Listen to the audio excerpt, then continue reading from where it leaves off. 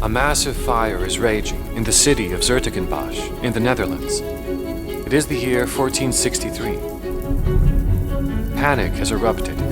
People are yelling and scattering through the streets, evacuating their homes as plumes of black smoke blot out the sun. Some are running from house to house, trying to help their neighbors or the elderly. Some are gathering all their valuables into sacks and bringing them to the market square, their tools, their silverware, so that when the fire engulfs their home, they don't lose everything. A local youth named Hieronymus von Aachen is rushing in and out of his family's home, tossing sacks of belongings into a carriage. His brothers and sisters are helping him. There's no time to think. He's heard the stories from his mother. 50 years ago, a fire engulfed the city. No one was spared, not even the wealthy. Once they've packed what they can, their father forcefully shakes the reins of their horses, and they quickly take the full carriage down the cobblestone street to the market square, where everyone is gathering, in panicked masses, the peasants with the wealthy alike. As the fire inches its way to them, there's nothing they can do but wait, to see how far God's wrath stretches. Young Hieronymus heads to a hill on the edge of town, where people have gathered to view the disaster from a higher vantage point, and to see how close their own home, or their friend or family's home, is to the mouth of hell ripping its way through the streets. It's here that Bosch has a chance to see it for himself. The sky has become a mixture of black and orange. He's never seen anything like it. Immense pillars of smoke, silhouettes of homes engulfed in flames, people crying, running erratically. The catastrophe continues long into the night, and Hieronymus can do nothing but watch it. As darkness settles beneath the crescent moon, the firelight beams through the silhouettes of homes.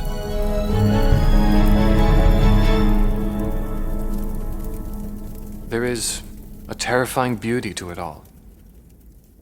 The vividness of this moment will stay with Bosch for his entire life, but so will the trauma.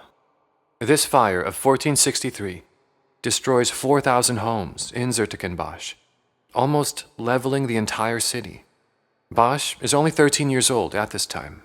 He doesn't know it yet, but this event will inspire him in the strangest ways for the next 5 decades. Witnessing the chaos of panicked masses of people, seeing the terrifying beauty of a city on fire, it will cause Bosch to depict visions of hell which no one before him could have imagined, and no one after him will ever match. Of the 25 artworks of Hieronymus Bosch that we have today, 10 of them include burning city landscapes. Almost half of his known artworks include a scene inspired by that fateful day.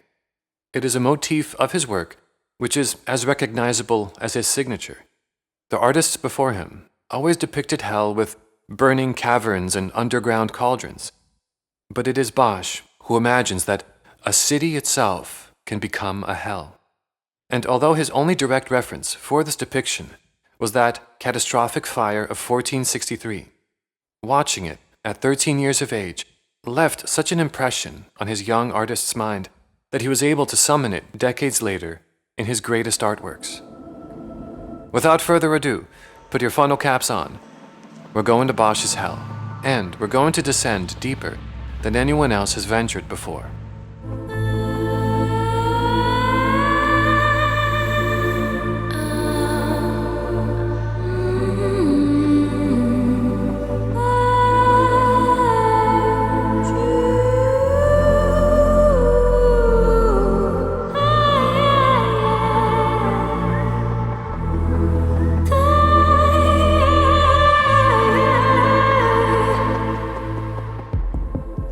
Chapter 3. The Reinvention of Hell. When you first set your eyes on the third panel of the Garden of Earthly Delights, the thing that first takes hold of you is the immense blackness, the absence of light. In contrast to the effect of panels 1 and 2, gazing at panel 3 is like falling into an abyss. And where your eyes, in the central panel, may have darted to and fro like a hummingbird, going from flower to flower, here they settle and pan the landscape in horror and fascination. a knight being eaten alive by demonic rats, a naked woman being ridden like a horse, people being crushed by giant ears, a man impaled on the strings of a harp, someone trapped inside of a bass drum as a demon bangs on it. Oh yeah, and don't forget the contrabassoon, being played by a demon as it's held aloft on the back of a man with a flute up his butt. What the hell is going on here? How do we even begin to make sense of this? The art historian Erwin Panofsky, who wrote extensively about Netherlandish painting of this time period, wrote this about Bosch in 1953. I cannot help but feeling that the real secret of his magnificent nightmares and daydreams has still to be disclosed. We have bored a few holes through the door of the locked room, but somehow we do not seem to have discovered the key. Unquote. And that's the way one feels when spending time in Bosch's hellscape. A fruitless search ensues to find the key to his symbolism, and yet no such thing is found. In that ambiguity, as your thoughts grapple with what stands before you, your mind starts to project its own meaning on the painting, and in many ways, this is even more important than the meaning which Bosch intended, because what we project onto the painting says more about us than it does about Bosch. If we recoil, it is because something has offended us. If we are perplexed, it is because something has engaged us. There are no surviving writings of Bosch, no journals, no notes or correspondences that explain his thought process. So, in our attempt to understand this painting, we will have to largely rely on an intuitive approach and support our intuitions with known insights about the time period it was created in. Somewhere along the way, this will give us an appreciation for what Bosch has achieved here. We may not find the key, but if we're lucky, we may just fashion one, which happens to pick the lock. We're going to start our exploration of the Hell panel from the base of the painting and work our way upward. It will be helpful to separate things by planes of action, like we did with the central panel. There is the foreground, mid-foreground, middle ground, and background. The foreground is delineated by the sandy-colored ground at the base of the painting, which cuts a diagonal from the man with the pig on the right to the crowd behind the table on the left. The mid-foreground is the area of ground that has a burnt sienna color. It includes the demon sitting in a high chair on the right and the instruments on the left. The middle ground is the lake with the glowing figure of the tree man in its center, and the background begins directly above the bagpipes, which are on the tree man's head. It is engulfed in darkness and stretches all the way to the top of the painting. The first thing to consider is that Bosch is a master of his craft. By the time he paints this artwork, he is in his late 50s to early 60s. Whatever we see, and the manner in which it is placed, is very deliberate. He has grouped these crowds of people in very specific ways, based on their punishment. Unlike panel 2, where we see people in countless small, intimate groups, here, in the Hell panel, we see crowds of people huddled close, packed tightly, as if they were being herded together this way, like animals, by the demons in charge. But likewise, what makes these scenes so believable is the feeling of terror. You can imagine that if people were in hell, naked and witnessing these terrors, they would huddle close together, out of fear, in an attempt to protect themselves. Add to that, instead of the sweltering heat traditionally associated with hell, it appears to be freezing cold, which would also have the effect of causing people to huddle close together.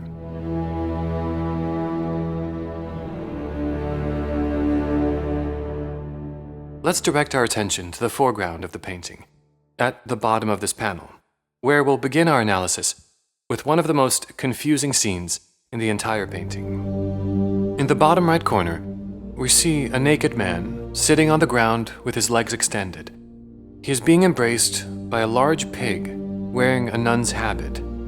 His right hand is raised to the pig's jaw, implying they will kiss, but his upper body seems to be recoiling. Draped across his left leg we see a white document with writing on it. It appears to be some kind of contract or binding agreement. We know this because directly above this document, the pig's left hoof is holding a long white quill, which has just been dipped in black ink. What is their agreement? Are they getting married? Is it something else? And why is the pig dressed as a nun? The quill that the pig is holding has just been dipped into an ink pot that is suspended from the long beak of a bird on the left, a bird that is wearing a knight's helmet, on top of which a severed human foot is hanging. As if that weren't enough, this bird knight has human legs with claw-like feet, and his right leg seems to have been pierced with an arrow. This only raises more questions. But for now, we can say that the demon bird is not a knight, and that he instead represents something false, perhaps false honor or falsely earned privilege. There is one more figure that completes this scene, and I believe helps explain what's going on here. Behind the pig, a man is standing wearing a light red robe. In his left hand, he holds a small note with a red seal, and in his right hand, he holds a large white envelope that also has a red seal. But he is balancing this large envelope on the top of his head as he stares to the left at the scenes before him, with his mouth gaping open, as if he doesn't belong here. The red wax seals tell us that the document on the naked man's lap is some kind of official agreement, likely from some governing body or church office. This is further confirmed by the standing man with the envelope on his head, seemingly waiting for the agreement to be signed. This is notably also the only human figure in the foreground wearing any clothes. He wears a light red-colored robe. Now, we have seen this light red robe before in panel 1, being worn by the image of God as the Son of Man. Bosch is a master of using these visual echoes and subversions. This light red robe tells us to associate this man with the church, but his position behind the pig nun and his lack of adornment indicates he likely holds a low station in the church. He's certainly no cardinal or pope. We have every indication to believe he is a courier or an assistant of a church official. This is further confirmed by the large envelope balancing on his head. Throughout the Garden of Earthly Delights, Bosch uses this visual game to tell us something about the character portrayed. Whenever he balances something on a person's head, it denotes their station or motivation. A knight wears a helmet on his head. A lustful sinner wears fruit. A nun wears a habit. And a courier or assistant wears an envelope. It's silly, but it's effective. It reminds me of Antonio de Beatis, who was the assistant to Cardinal d'Aragona. We mentioned Beatis in the last episode. He was the one who accompanied the cardinal on their tour of indulgence through Europe, and Beatis's journal also contains the first written account of the Garden of Earthly Delights in 1517. We can decode the symbolism a bit more by noticing the symbolic significance of the animals here. A pig, during the Middle Ages, was associated with gluttony. And there's one more animal Bosch has hidden. On the assistant's shoulder, there is a black toad. The toad, during Bosch's time, signified avarice or greed. Recall that in panel 1, toads are one of the corruptions that enter the Garden of Eden. But what is the toad doing on this assistant's shoulder, seemingly hopping into a pocket or coin purse? Whatever it is, all of this symbolism combined points us more clearly to an interpretation of one of Bosch's most confusing scenes. Let's recap.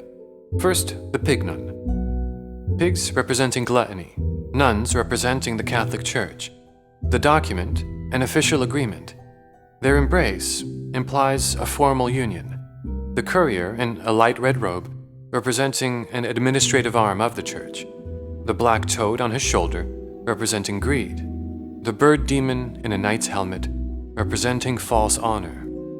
Bosch is depicting something called simony. S-I-M-O-N-Y. This is a corrupt dealing of the Catholic Church in which a wealthy person can buy a church office by bribing church officials.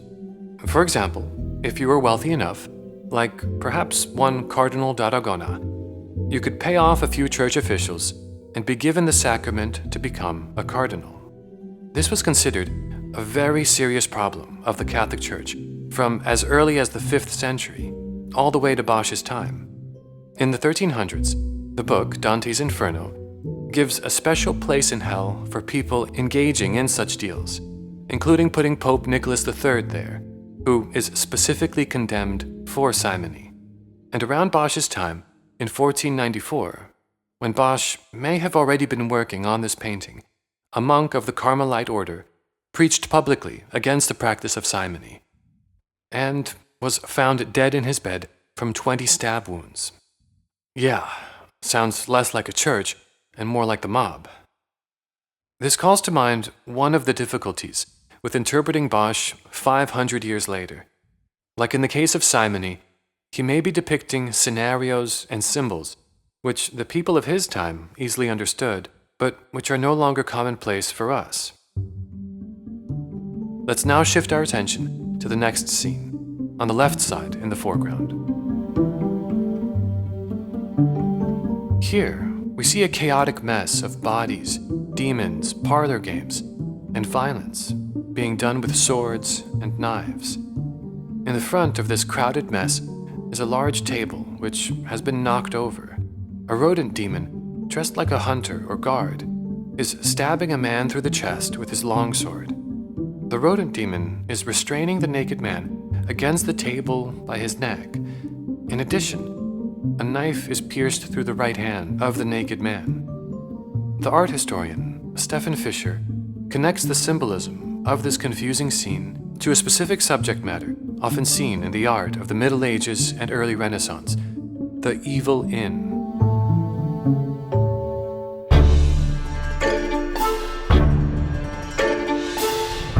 A place where townspeople would gather to gamble, drink, and sleep with sex workers. There are Dutch artworks from this time period that show strikingly similar symbols to the ones Bosch is using here, such as the wood engravings by Jacob Matham, a Dutch artist, like the one titled Consequences of Alcoholism, in which we can see a dispute between two gamblers. They have both pulled out their knives. The table is toppling over, with the backgammon board, the playing cards, a pitcher, and a candle. All items Bosch has included in his scene. In the book, Hieronymus Bosch, The Complete Works, Fischer writes, "The whole of the right inner wing is dominated by the topos of the evil inn, called Kwade Herberge in Dutch. Taken from contemporary literature, the term was applied to brothels and shady taverns, in which it was asserted secular music, gambling, alcohol, and prostitution led to the sins of lust, quarrelsomeness, anger, vanity, greed, alcoholism, and an addiction to gambling." Bosch indicates these connections not with a pointing finger, but with a creative freedom of combination and bitter irony. In line with the notion that one sin leads to another, the deadly sins would often appear together in artworks or in sequence. In his widely read treatise On the Imitation of Christ, from circa 1418, Thomas A. Kempis counsels the reader, writing, "Control the untamed appetite for food and drink, and you will more easily control all bodily desires." The body was viewed as a vessel, intended as a container for the Holy Spirit. Its purity, however, was destroyed by sin, and in particular by lust. A body contaminated by sin excluded a person from receiving the Eucharist. While the topos of the evil inn is represented in concentrated form in the Tree Man, it is elaborated in greater detail in the scenes in the lower left of the panel. The naked woman with the dice on her head is identified as a prostitute by the candle and the jug in her hand, and she clearly also belongs to the milieu of the shady tavern. A devil holds a trick-track board, similar to a backgammon board, menacingly in the air. Playing cards lie scattered on the ground in the bottom left corner. Bosch is addressing themes that had a contemporary relevance. Towards the end of the 15th century, restrictions on prostitution were being tightened, while at the same time, marriage was becoming increasingly institutionalized.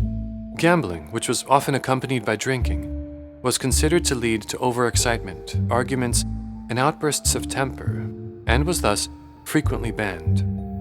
Unquote.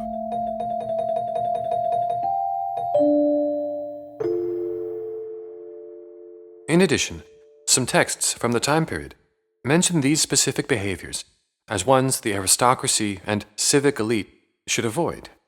A Dutch marriage proverb from 1450 reads, "From bad people one can learn unchastity, dicing, drinking, and swearing, and also to forget days of fasting, and thus all the commandments that one should observe before God." Unquote. Another example, the philosopher Erasmus of Rotterdam mentions in 1516 in his autobiography that his tutor did not engage in dicing, whoring, or drinking. But in Bosch's vision of hell, he goes one step further. It seems that these aren't simple parlor games anymore. It seems that the gambling is now being played with the human bodies themselves, that it is the demons gambling with human lives. There are these chalk marks on the table keeping score, and you can even see one demon piercing a heart in midair with his sword. Notice the blindfolded man on the bottom left, whose head is being severed by a floating sword. In trying to make sense of some of these scenarios, I stumbled on this proverb from the time period, found in Erasmus's Adagio. It states, "Save a thief from the gallows, and he will cut your throat." Before moving on from this scene, there is one final detail to notice. Take a look at the blue shield on the back of the rodent demon, who is impaling the man against the table. On this shield, Bosch has painted a severed hand. It is fixed to the shield with a knife through its palm.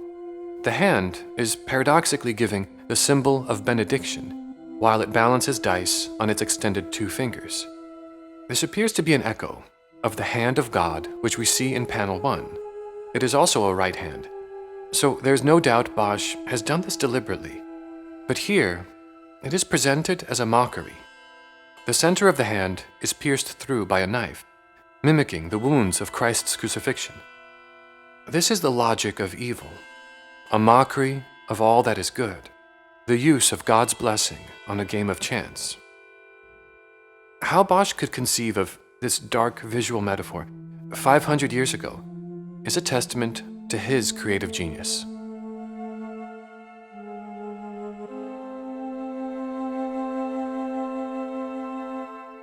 Let's now make our way to the mid-foreground, which is the entire area of reddish-brown terrain, just above the foreground.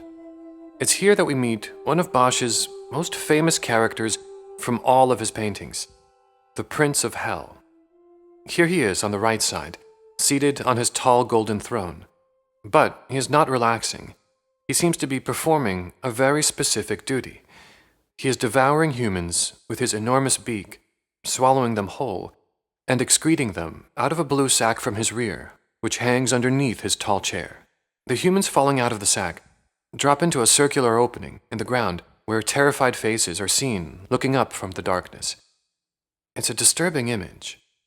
This effect only intensifies when you notice that there is a man vomiting into the hole from the right, with the aid of some maiden or a priestess holding his head, and another man on the left is bending his ass over the hole in the ground and seemingly shitting gold coins into the open mouths of the onlookers below. Yeah, if you can believe it, it gets weirder when you realize what Bosch is saying here.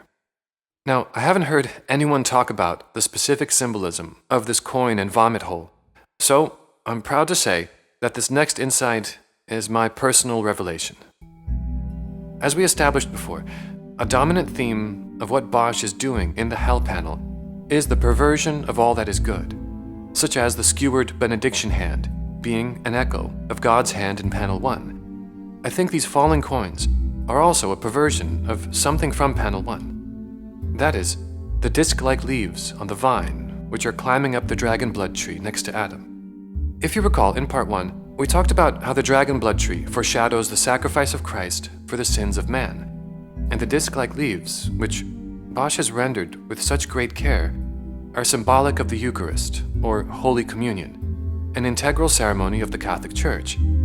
At first, I thought I might be making a stretch here, connecting the two scenes, until I noticed that both the Eucharist leaves and the coins appear on a perfect horizontal axis to one another. Again, I have not heard anyone mention this before. And notice how the Prince of Hell's tall chair is positioned at a relative mirror image to the dragon blood tree's position.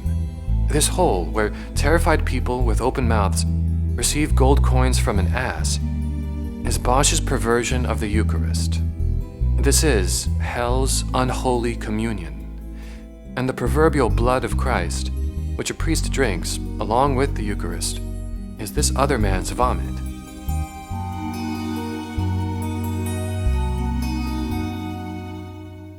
Yeah, crazy stuff. There might be good reason why no historian has written that particular insight down. It's kind of hard to write a scholarly book on Bosch and spend 3 pages explaining how a man shitting gold coins into people's mouths and another vomiting into that same hole is hell's version of the Eucharist.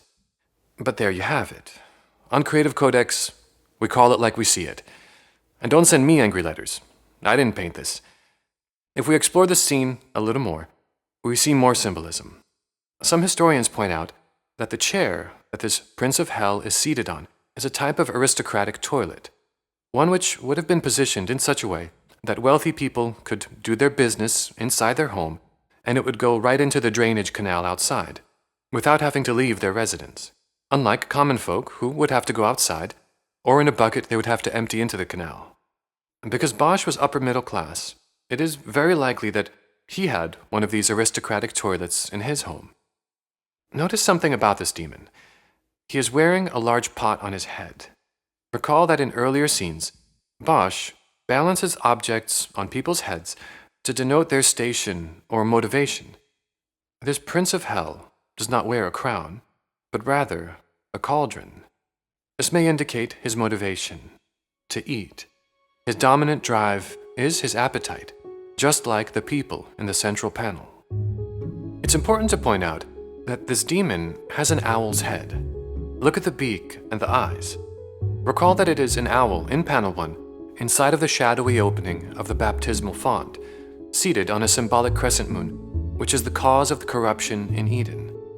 And then there are 2 large owls in the central panel, like 2 pillars, flanking the pleasures taking place, and a 4th owl gazing down at the spotted boar, whose arousal helps us decode the meaning of Bosch's color choices. This Prince of Hell, I believe, is the owl in its true form, that it has been watching man and his misadventures on earth, all the while waiting to receive him in hell, where he will devour him for all eternity. Notice that the Prince of Hell is located on a perfect horizontal axis, with the 2 large owls in panel 2. Bosch wants us to make this connection. But it's still not clear who is being punished. For that, we have to turn to historical sources. One curious source I tracked down is a collection of Netherlandish proverbs from Bosch's time. These are folk sayings, or adages, which we know Bosch often paints in his other works. If you look at the human that this demon owl is currently swallowing, you'll notice there is fire, smoke, and a flock of crows coming out of his rear end. A Netherlandish proverb of the time says, "He who eats fire craps sparks." It means, don't be surprised at the outcome of doing foolish things. We have a modern version of this saying, which is, play stupid games, win stupid prizes. And that certainly seems to be the case here. But what would this sinner be guilty of? It turns out that it's most likely lust. This is the station where all the people from panel 2 end up. They get eaten by the demon owl and pooped out into an abyss where they receive the unholy communion. This is further confirmed by the huge rabbit that is walking through at the lower left of the Prince of Hell's station. Recall that the rabbits near Eve's feet in panel 1 were symbolic of the origin of lust that leads to the fall of man. But here, in hell, those animal impulses have taken full dominion. The rabbit of lust is now as large as man and hunting humans. One human he has tied to a pole which he carries, and another has been captured by 2 hounds which belong to the rabbit hunter. And I love this subtle detail. From this terrified man's mouth, we see a panicked vapor of breath, which tells us it's either his last breath or hell is cold as hell. But back to the demon owl.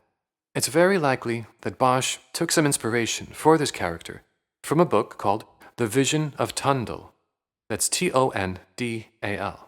The Bosch scholar Stefan Fischer writes, "This creature exhibits parallels with the passage in the Vision of Tundle, in which a giant winged beast punishes those convicted of the sin of lust by devouring them and then excreting them. It reads, 'Soon they came upon a hideous creature that filled Tundle with terror. It seemed more evil and dangerous than anything he had ever seen before, with two enormous black wings and with claws of iron and steel protruding from his feet.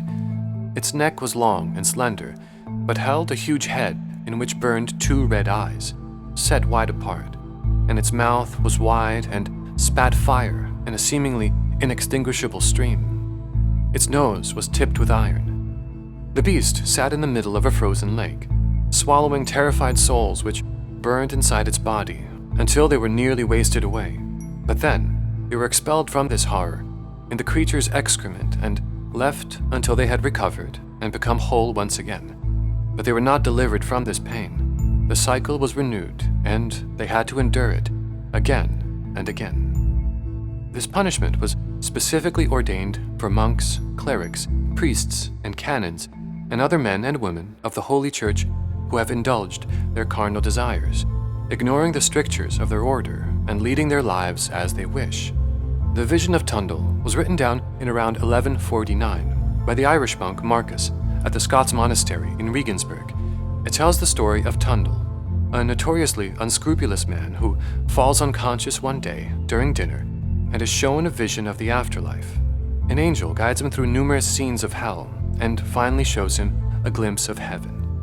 Beholding the dreadful punishments suffered by sinners, Tundle repents of his previous conduct and, restored to consciousness, embraces a virtuous life. The Vision of Tundle was widely known north of the Alps and remained extremely popular right up to the early modern era.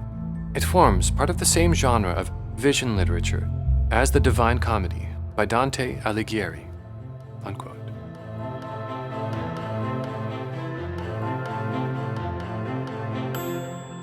It's confirmed that an edition of the Vision of Tundle was in circulation in Den Bosch in 1484, when Bosch would have been 34 years old, and at least 10 years before he created this painting. The similarities are striking, especially regarding the punishment for lustful sinners. But the most remarkable thing is how Bosch's imagination runs with that scenario, adding so many extra layers. Notice that this demon owl has some kind of pink skirt that extends around the length of his toilet chair. In the canopy of this skirt, Bosch has hidden further symbolism. On the left side, a naked woman is sleeping, sitting up, resting against the legs of the chair. And a bizarre-looking demon dog is directly behind her. Its eyes eerily glow in the shadows. While this woman sleeps, this demon dog appears to be molesting her, with its four-fingered hands wrapping across the front of her body. The woman has a black toad on the center of her chest. Directly to the left of her is a spherical mirror with a golden frame. In it, we see a reflection of the sleeping woman and the demon dog. Strangely, this mirror has been placed on the rear end of some green tree demon, whose bent leg crosses over this woman's legs. I have not heard any scholars dissect the symbolism of this woman, but she must have been significant to Bosch, because he paints her in this same exact pose in panel 2, but mirrored the other way. What kind of game is Bosch playing here? What is he trying to tell us? Both of these versions of the same woman appear on the same horizontal axis across the two panels. This isn't a coincidence. Things like this don't just happen in a painting of this complexity. Notice how, in panel 2, the woman is leaning against an orange hut structure, and a man is raising his bare ass just behind her shoulder.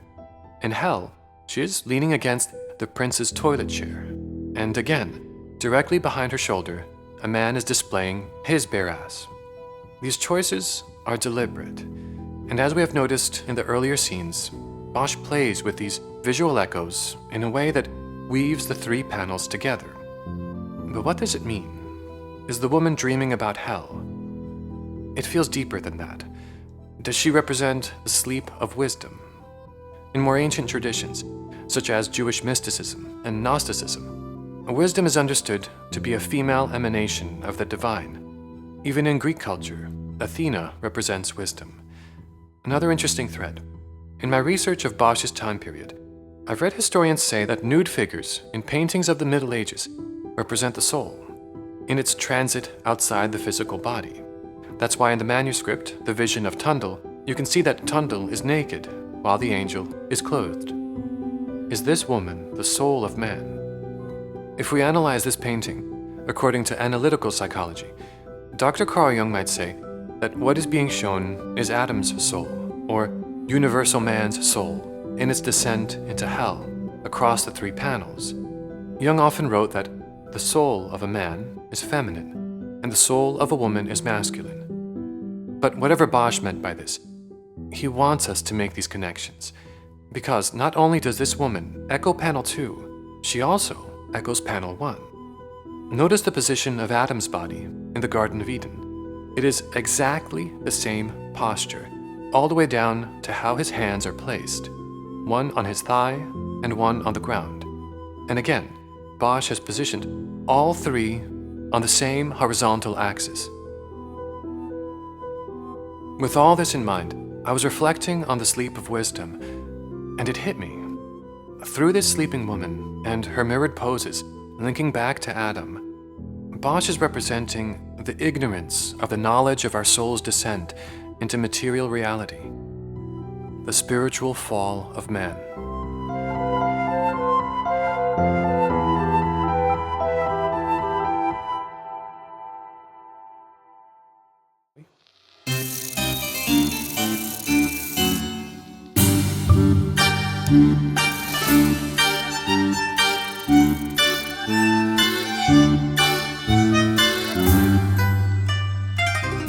Our tour through hell finally brings us to one of the most notorious scenes in Bosch's Hell panel, the butt music.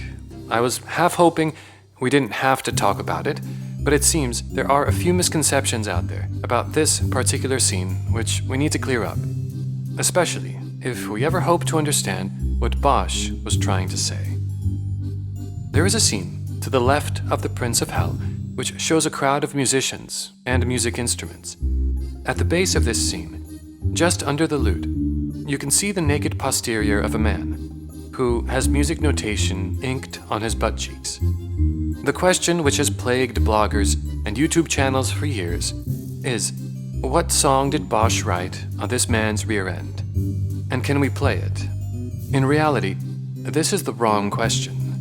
The real question is, why did Bosch write music notation on that part of the body? But what can we expect, really? We see a butt, we see notation, we laugh at the absurdity of it, and we get distracted. It's the kind of silly red herring that social media has trained us to react to. It grabs our attention and sucks all the oxygen out of the room. And we never notice that a more serious societal statement looms on the periphery. Let's tackle both. First, the red herring. What song did Bosch write on this man's butt cheeks? And can we play it? Let's get our facts straight. Bosch wasn't a musician. No records indicate he knew anything about it. But he no doubt had access to musical notation through his work with the church, and it's highly likely he sang liturgical music during masses. It's important to point out, this is not modern music notation. This is Gregorian music notation, common during the Middle Ages for church music. As such, it has no indication for what rhythm or what scale the melody is using. This may not seem like a big deal to non-musicians, but it is a huge deal. A different scale changes everything. In the most simple explanation, playing a melody in a major scale makes it sound happy, and playing the same melody in a minor scale makes it sound sad. As far as music historians can tell, this is not a recognizable piece of medieval music. Still, that has not stopped some intrepid music students from trying their hand at figuring it out. In 2014, one college student, named Amelia Hamrick, decided to translate this medieval notation into modern notation and came up with this melody.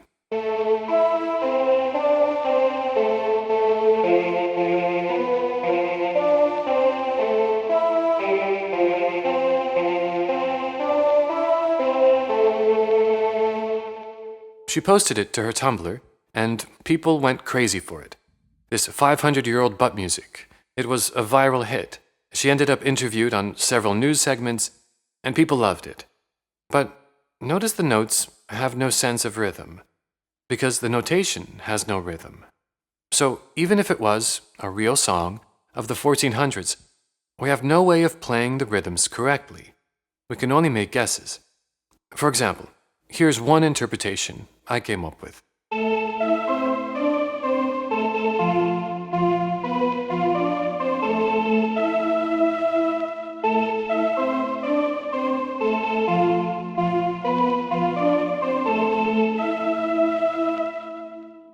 And here's another.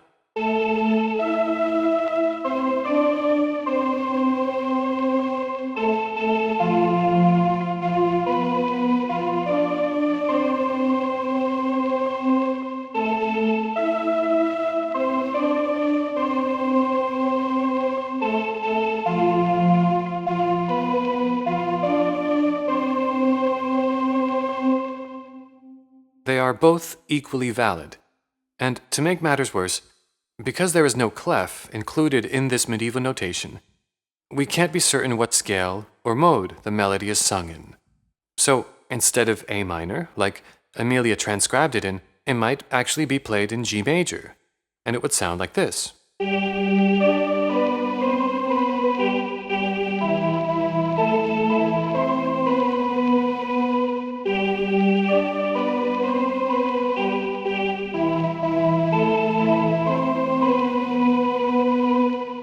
You can find dozens of interpretations of this melody.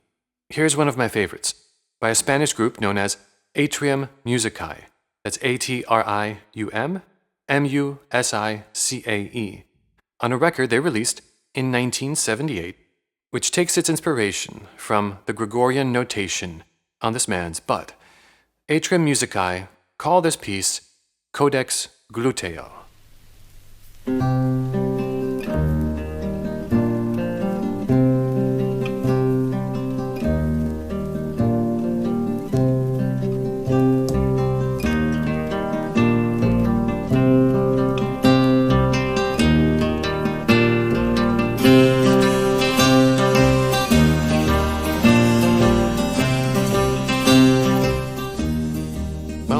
Long story longer, this butt music is a red herring. Bosch is not Bach. He isn't using the music notation literally. He is using it symbolically. These various renditions of the notation are examples of a musician's creativity in interpreting it, and not a literal reading, because, well, as we saw, the literal reading lacks musicality. It's equivalent to throwing darts at a blank piano notation paper and trying your best to make music out of the resulting dots. What is this song? Is the wrong question. The real question is, why did Bosch write music notation on that part of the body? Despite most of the people in this artwork being nude, there are a few key moments when Bosch makes a point of presenting us with an ass in the form of a statement. There is the one presented behind the sleeping woman in panel 2, the one presented behind the sleeping woman in panel 3, and a very deliberate one presented in the circular opening of the corrupted baptismal fountain, again in panel 2. To Bosch, we must assume the ass itself is a symbol of impurity, of humor, of disregard, and our base animal nature. There was a belief in the Middle Ages that secular music was a diversion, which led to a preoccupation with bodily pleasures and turned us away from the spiritual path. These instruments Bosch chooses aren't classical church music instruments. These are instruments used by traveling musicians and bards who sing in taverns. A lute, a bray harp, a bass drum, a recorder, a hurdy-gurdy. Bosch is saying, this is the music of the ass. The music of our base desires, and in hell, you can listen to this cacophony all day long. In fact, you have to. Bosch was making a judgment about popular music of his time. The question we should ask ourselves today is, Is popular music a net good for society? Does the music which holds most sway over our popular culture help us in any way? Does it encourage our virtues and our spiritual growth? Or is it leading us further into the depths of our own despair? Is it encouraging and reinforcing our base animal impulses? This is the serious philosophical question Bosch raises with this scene. Do we dare to answer it?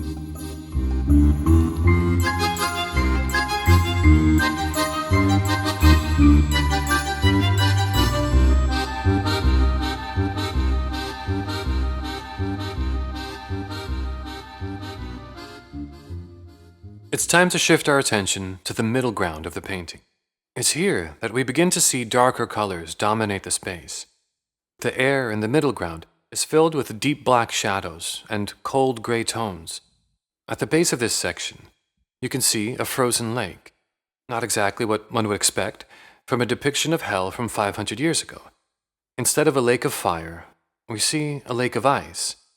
And in many ways, this is somehow even more frightening. To imagine being naked, hunted, and tortured in a place of freezing cold.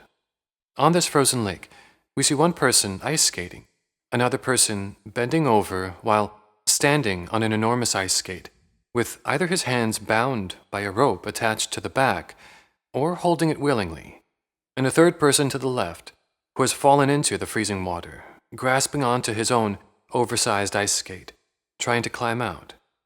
There's also some spoon-billed platypus demon skating by, with a longbow over his shoulder and arrows at his boot. He is either hunting humans or acting as a guard. Just above these skaters, there's a dismembered head and a set of legs on the ice in the background. This calls to mind the dismembered hand and foot in the foreground of the panel, and the biblical verse found in Matthew 5:27, which reads, "If your right eye causes you to sin, pluck it out and cast it from you. And if your right hand causes you to sin, cut it off and cast it from you. For it is more profitable for you that one of your members perish than for your whole body to be cast into hell." The figure in the middle ground, which commands the most attention, is the tree man. This is a gigantic creature that is seemingly half human and half tree, with sailboats for feet. His skin tone matches the pale skin of the humans in the central panel. He appears to be turning back toward us, with his rear end cracked open, displaying a large eggshell-shaped chest cavity, within which you can see people seated at a table. This creature is Bosch's most difficult symbol to decode, so we'll return to it after understanding some of the scenes around it. To the left of the tree man is what can only be described as an infernal cathedral. I haven't heard anyone analyze this, so any of the following insights are from my own reflection. Bosch has painted the broken edifice of a church, with demonic monks in blue robes standing in the front. Inside, we can see a large church bell ringing, but for its clapper, instead of a metal shaft, we see a dangling human, whose legs appear to sway with the bell itself, as a demon yanks on it from directly below. In the darkness of this infernal cathedral, you can also make out a second church bell, just behind the first. This one includes a person hanging upside down as the clapper. The church's steeple is an enormous horse's skull, with a long staff protruding from its eye socket, on which is hung a key, and within the bow of that key hangs a lifeless human body, with a crow flying toward its rear. Is the crow meant to be the shadow version of the dove, often associated with the Holy Spirit? Is the key meant to represent the keys of St. Peter, which unlock the gates of heaven? It seems like everything about this cathedral is a mockery of all that is sacrosanct. One has to wonder, is this a scene from hell, or is this a critique of the world above? A world where the wealthy can buy sacraments and indulgences. A world where corruption and greed run through the Catholic Church in the same degree as they do in the secular world. It's important to consider that if these scenes weren't presented in the context of hell, Most of them would be considered sacrilegious for their time period. If Bosch had painted this exact scene of demons running amok in a cathedral without the context of hell, such a painting would have been destroyed. Just above this cathedral scene, to the upper right, there's what looks like a vehicle of war, which is made from a set of severed ears, pierced through by an arrow. And between them, a knife the size of a house rises outward in an upward diagonal. Bizarrely, this creates a very phallic symbol. Sinners appear to be trapped under the gigantic ears, and a demon is stationed in one of the earlobes. It's curious to note that this knife is not an invention of Bosch. He painted a knife which was a very common brand of knives in Den Bosch at this time. You can see the insignia of this knife maker on the side of the blade. It looks like a capital B, perhaps another reason Bosch included it, but it is likely a capital M, viewed sideways. During the Middle Ages in Europe, the courts followed a strict system of corporal punishment. All the way into the early modern era, the punishment for thievery was cutting the convicted criminal's ear off. This may be what Bosch is referring to in this scene. One of the most startling details about this panel is the way in which we see commonplace objects in hell, often being used to torturous ends. To the right of the tree man, we see an illogical assortment of objects, stacked one atop the other to create another scene. At the bottom, a woman is being ridden like a horse by a demon who is wearing a hat and heel spurs. He seems to be riding her into the dark opening of a chamber pot. To the right of them is a strange speckled vase. It looks as though it's covered in a skin disease or boils. Out of it, a man is climbing a ladder. Laying across the vase and chamber pot is a huge butcher's blade. Notice the same insignia of the knife maker, which we saw on the earlier blade. Above this knife is a chaotic scene where we see a knight being devoured by demonic rats, a crowd of people clamoring to escape on a ladder, a demon impaling a man on his sword, and an oversized lantern within which people seem to be hiding. All of the people in this scene are wearing helmets and armor, including one woman. Bosch is very deliberate throughout the hell panel regarding any articles of clothing or headwear. He uses it to denote station, often among the demons, but here he includes it on the humans. Why? The man being impaled on a sword reminds me of the old adage, live by the sword, die by the sword. It's interesting to point out that the people clamoring for the ladder are engaging in a fruitless struggle. There is no hope. The ladder is propped up against a short, flimsy, and leafless tree, which will give them no escape from this torment. What is happening here? I haven't heard anyone analyze this scene, so the next insight is entirely my own. We notice that on the left of the tree man, Bosch is making a mockery of the Catholic Church. In this scene, at the right of the tree man, I think Bosch is making a mockery of the Inquisition. In 1478, at least a decade before Bosch started this painting, the King and Queen of Spain formally established the Spanish Inquisition. This was a form of persecution by the Catholic Church authorities against anyone practicing heresy. Local courts were established in every city, and tribunals were held to condemn and punish Catholics who strayed too much from Catholic doctrines. And although the jurisdiction of the Inquisition was meant to be limited to only Catholics, it caused many negative rippling effects against Muslims and Jewish people living in predominantly Catholic towns. There are documented cases of towns that would forcibly convert Jewish people under the threat of death or expulsion.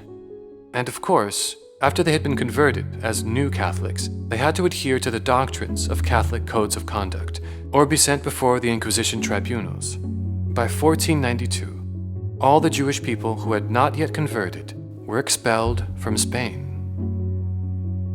Notice again that in this painting, Bosch depicts this knight on the red disc who is being eaten by demonic rats. But there are two important details we missed. He is holding a golden chalice, and laying next to it is a Eucharist. In his other hand, he holds the tail end of a flag that he's fallen on. The flag displays a toad, the recurring badge of hell. interpreted in the Middle Ages as a symbol of greed. And I just noticed this. Directly under these symbols, Bosch displays another ass.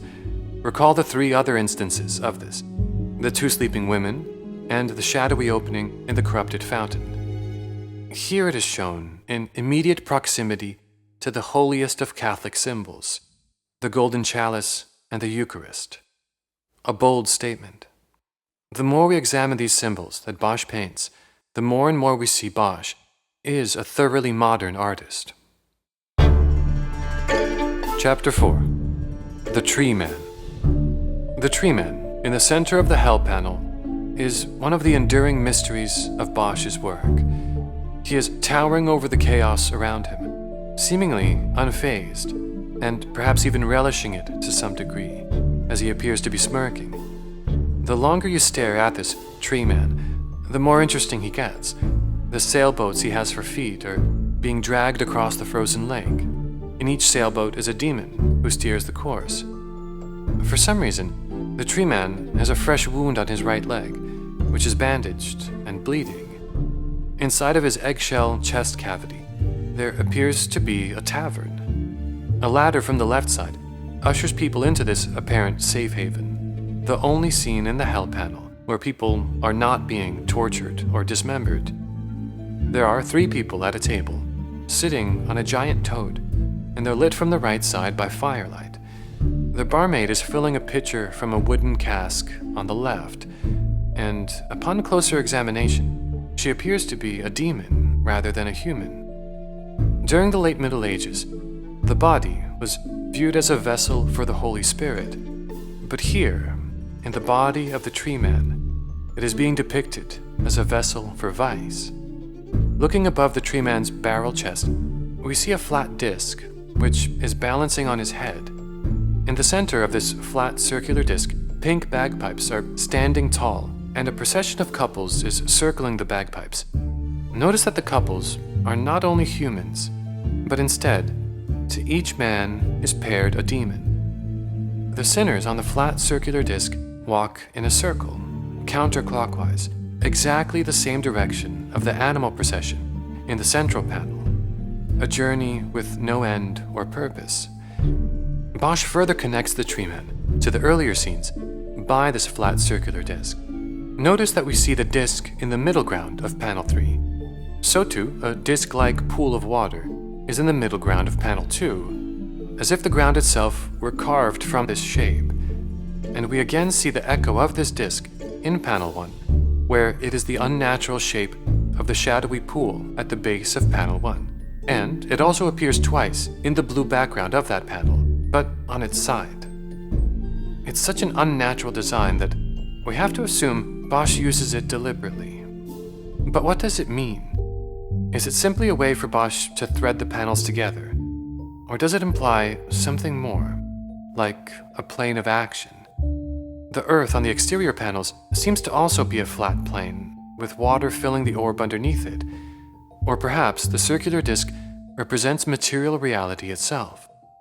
We can see that the bagpipes on top of the disc, which is on top of the Tree Man's head, have a phallic quality to them, again alluding to the cardinal sin of lust. A dark green demon is sitting on the bagpipes and directing the long flute with his hands and feet. We can confirm the sexual connotation of the bagpipes because they share the same color as the pink fleshy monuments in the background of panel 2. Through these symbols and their connections to panel 2, which scholars theorize is the earth right before the Great Flood, the Tree Man becomes a visual echo of that cataclysmic event, and an echo of the debauchery of the central panel which causes the flood. With boats for feet and a safe haven inside his body, the Tree Man is a false ark atop the lifeless frozen waters. And rather than saving sinners, he compels them to indulge their sins without end. Bosch scholars suspect that this Tree Man may be a self-portrait of the artist himself. There was a tradition of this time period in the late 1400s for artists to occasionally include themselves in the crowd of a painting. And this depiction has all the hallmarks of this practice, including that it has a portrait-like quality, as if Bosch were looking at a mirror while painting it.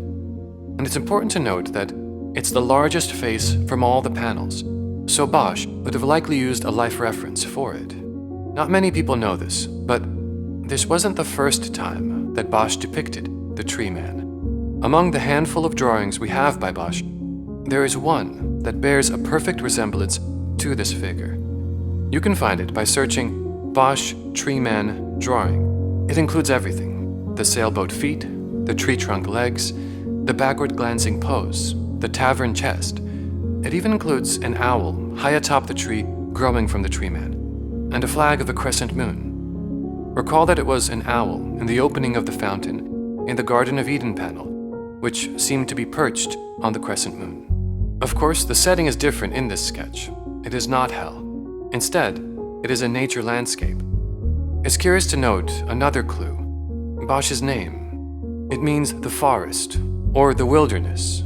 Is he the tree man? If so, is this Bosch's way of coming clean about his own possible vice, alcohol? If this sketch predates the Garden of Earthly Delights, then it might also be the first instance of Bosch using one of his signature motifs, the piercing branch. Notice how a branch extends upward from the tree man's right leg and pierces through the eggshell chest. The branches seem to imply the rib structure of the tree man. What is so perplexing about this visual is that the entry points of these branches leave no marks, no cracks, no punctures. What is going on here? Wait, we've seen this before. In the central panel, two of the monuments have branches piercing through them, and again, they leave no mark. Then in the first panel, the blue background features two discs which are pierced through by a curving branch, which tapers off into a crescent moon shape on its end. This branch also leaves no mark on the discs. I haven't seen anyone else analyze this particular motif, but I believe this symbol holds great significance to Bosch. The piercing branch represents the corruptibility of matter, a principle that can be understood through two apparent truths Bosch confronts us with. One, the illusion of matter, as seen in the seamless entry and exit points of the branches. And two, evil can fill matter like a vessel, as we see in the eggshell chest of the tree man. Bosch's branches convey to us a warning about the corruptibility of matter.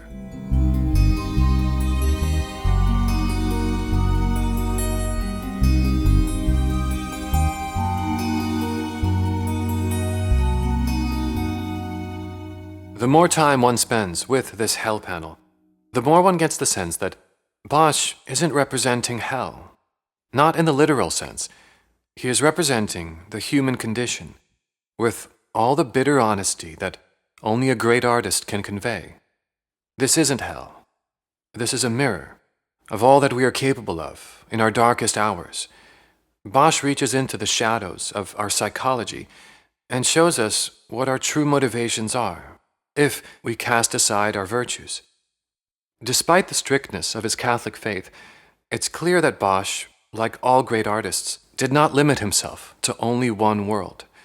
He existed in a state of liminality, able to envision the highest ideal and the lowest depravity, able to elevate our vices and make a mockery of the sacrosanct. He was able to survey the entire range of human experience and represent it with honesty, depth, and humor, such that 500 years later, it feels alive with meaning. We may not have much information about Bosch the man, but here, in his artwork, we have a treasure trove of information about Bosch the artist. Here we see the fires of Bosch, which are etched into his memory. Here we see the human vices which, like in all of us, wrestle for a claim on his soul. Here we see the tireless ambition of a master who, between the ages of 50 and 60, does not rest on his laurels, but instead embarks on a mission to paint something that will stand the test of time. With the completion of the Garden of Earthly Delights, Hieronymus Bosch achieves the impossible. A perfect work of art.